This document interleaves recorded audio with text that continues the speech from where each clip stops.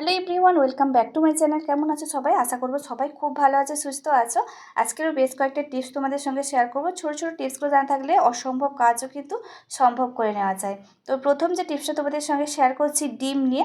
তো দেখো বন্ধুরা, অনেক সময় আমরা অনেক রেসিপি বানাই যেখানে ডিমের কুসুম আর ডিমের সাদা অংশ দুটোকে আলাদা করতে হয়। আর আলাদা করতে গেলে কি করি, আমরা হাত দিয়ে এই কাজটা করে থাকি। কিন্তু হাত দিয়ে করলে হাতের মধ্যেও লেগে যায় বা ডিমের সাদা অংশ কুসুমের সঙ্গেও চলে যায়।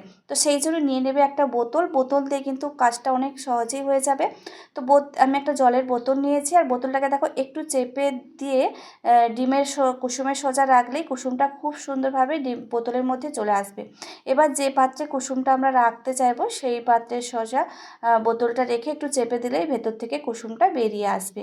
তো এই পদ্ধতিতে তোমরা একটা বোতলের সাহায্যে খুব সহজেই তোমরা ডিমের থেকে ডিমের কুসুমটা আলাদা করতে পারো। দুটো ডিমের সাদা অংশ আর সেই সঙ্গে ডিমের কুসুম দুটোকে খুব সহজেই একটা বোতলের সাহায্যে আলাদা করে নিতে পারো। হাতেও লাগলো না, সেই সঙ্গে কাজটা অনেক সহজেই হয়ে গেল। তো দেখো, দুটো কুসুম আমি আলাদা করে নিয়েছি, সাদা অংশ কিন্তু একটু ওপাশে যায়নি। যে টিপসটা তোমাদের সঙ্গে শেয়ার করবো, এই ধরনের ওষুধের যে সিরাপের বোতলগুলো আছে এই বোতল দিয়ে, এই দেখো বোতলের গায়ে কিন্তু একটা ডেট লেখা থাকে। বিভিন্ন ধরনের সিরাপ আমরা কিনে নিয়ে এসে বাড়িতে রেখে দিই, বিশেষ করে জ্বর, বাচ্চাদের জ্বরের কিংবা কাশির এই ধরনের সিরাপগুলো তো বাড়িতেই থাকে। কিন্তু ডেট যেটা লেখা থাকে, ডেটটা কিন্তু ব্যবহার করতে করতে এর গায়ে যে ডেটটা লেখা আছে সেই ডেটটা অনেক সময় একদম আবছা হয়ে যায়, কিছুতেই আমরা বুঝতে পারি না।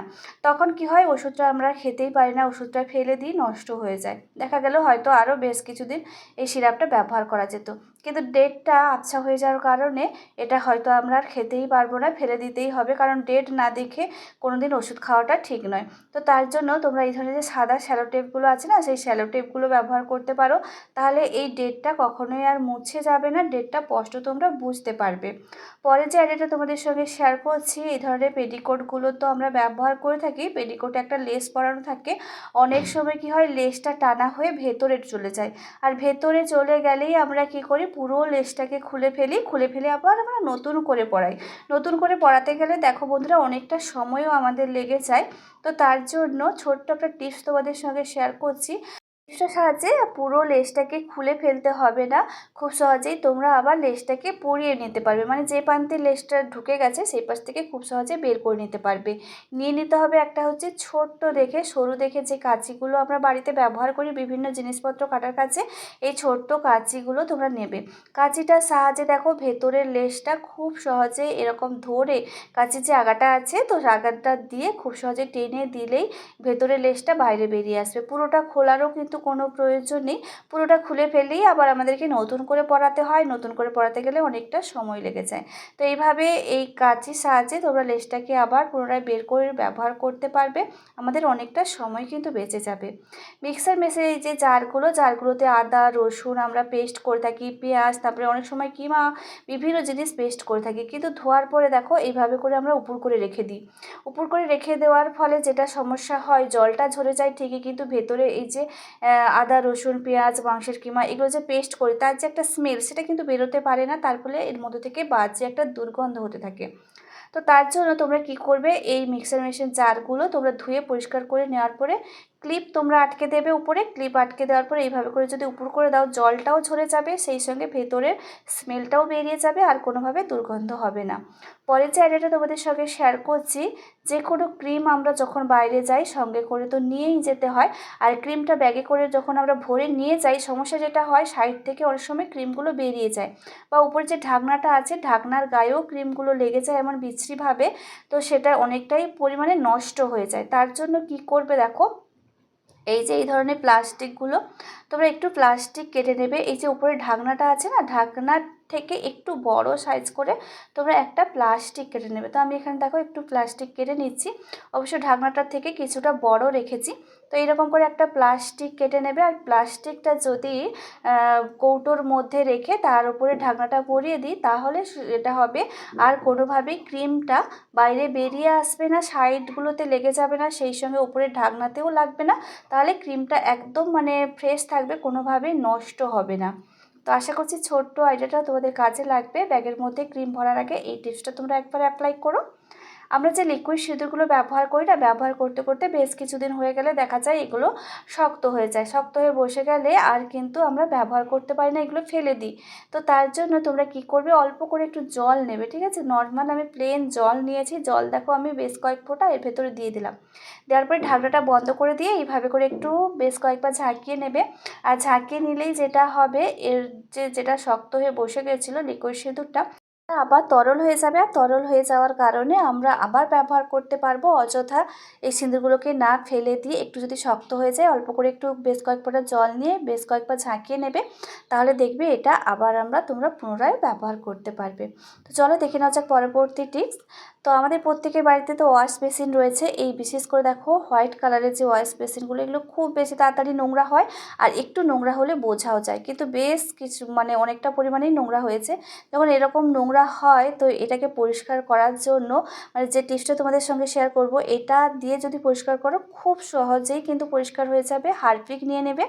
এই হারপিক দিয়ে এত সুন্দরভাবে পরিষ্কার করা যায়, মনে হয় আর কোনো কিছুই ব্যবহার করলেও এরকম পরিষ্কার হবে না। তো এই দেখো হারপিক আমি কিছুটা নিয়েছি। তো হারপিকটাকে আমি এখন ওয়াশ বেসিনের পুরোটাই আমি লাগিয়ে দিচ্ছি। সমস্ত জায়গায় হারপিকটাকে এইভাবে করে ছড়িয়ে ছিটিয়ে লাগিয়ে দেবে। লাগিয়ে দেওয়ার পরে 5 মিনিটের মতন তোমরা রেখে দেবে।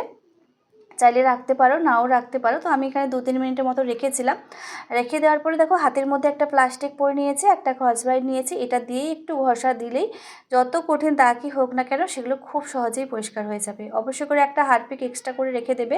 তো বাথরুমে যে হারপিকটা ব্যবহার করে থাকি সেটা তোমরা নেবে না, এক্সট্রা হারপিক রাখলে ওটা দিয়ে কিন্তু সংসারে অনেক জিনিস পরিষ্কার করে নেওয়া যায়।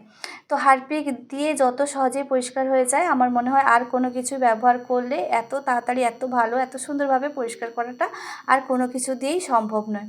তো আমি দেখো প্লাস্টিক পরে নিয়েছি, তোমরা চাইলে ব্রাশ দিয়েও ঘষতে পারো, কিন্তু ব্রাশ দিয়ে ঘষার থেকে এইভাবে প্লাস্টিক যদি একটা হাতে পরে নিই, তাহলে কি হবে, খুব সহজেই পরিষ্কার করা যাবে। হাত দিয়ে যতটা কাজটা করা যায়, ব্রাশ দিয়ে অতটা ভালো কাজ হয় না। আর এই ওয়াশ বেসিনগুলো যেহেতু আমাদের হাত দিয়ে পরিষ্কার করতে গেলে একটু ঘেন্না লাগে, সেই জন্য তোমরা একটু প্লাস্টিক পরে নেবে। প্লাস্টিকটাকে হাতে জড়িয়ে নেওয়ার পরে একটা স্কচব্রাইট দিয়ে আমি ঘষে দিচ্ছি। কত সুন্দরভাবে পরিষ্কার হয়ে যাচ্ছে, দেখে নিশ্চয়ই বুঝতে পেরেছো।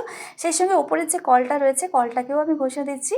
তো কলটাও বেশ খানিকটা নোংরা হয়েছিল, তো একসঙ্গে দুটোকে একদম ঘষে মেজে পরিষ্কার করে নিলাম। এরপরে দেখো ধুয়ে আমি তোমাদেরকে দেখিয়ে দিচ্ছি কতটা চকচক করছে, দেখে নিশ্চয়ই তোমরা বুঝতে পেরে গেছো। একটু কোথাও কিন্তু ময়লা নেই, একদম নতুনের মতন ঝকঝক করছে।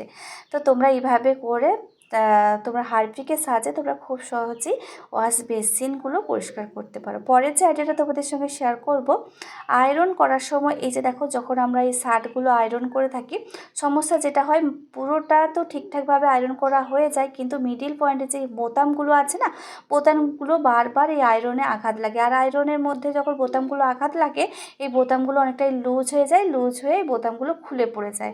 তো তার জন্য সহজ একটা টিপস দেখো তোমাদের সঙ্গে শেয়ার করব। যখন তোমরা এই ধরনের শার্টগুলো আয়রন করবে, তো আয়রন করার আগে তোমরা নিয়ে নেবে একটা হচ্ছে সিরাপের যে বোতলগুলোর ঢাকনা হয় না, সেই ঢাকনাটা আমি একটা নিয়েছি। আর ঢাকনাটা যদি এই বোতামের উপরে রেখে দিই, তাহলে বোতামটা একদম কভার থাকলো। তার ফলে কি হবে, বোতামের মধ্যে আর এই আয়রনটা আঘাত লাগবে না। বারবার আঘাত লাগার ফলে কি হয়, বোতামটা অনেকটাই লুজ হয়ে যায়, লুজ হয়ে খসে পড়ে যায়। তো এইভাবে করে একটা কভার করে দিয়ে তারপরে যদি আয়রন করে থাকি, তাহলে খুব সুন্দরভাবে আয়রন হয়ে যাবে, সেই সঙ্গে বোতামগুলো একদম সুরক্ষিত থাকবে। সিরাপের ঢাকনার বদলে তোমরা একটা চামচও কিন্তু ব্যবহার করতে পারো। ছোট্ট চামচগুলো কিন্তু বোতামগুলোর ওপরে কভার করে দিয়ে সাইডগুলোতে যদি এইভাবে করে আয়রন করে থাকি, তাহলে বোতামের গায়ে কোনোভাবে আর আঘাত লাগবে না, আর বোতামগুলো একদম ভালো সুরক্ষিত থাকবে।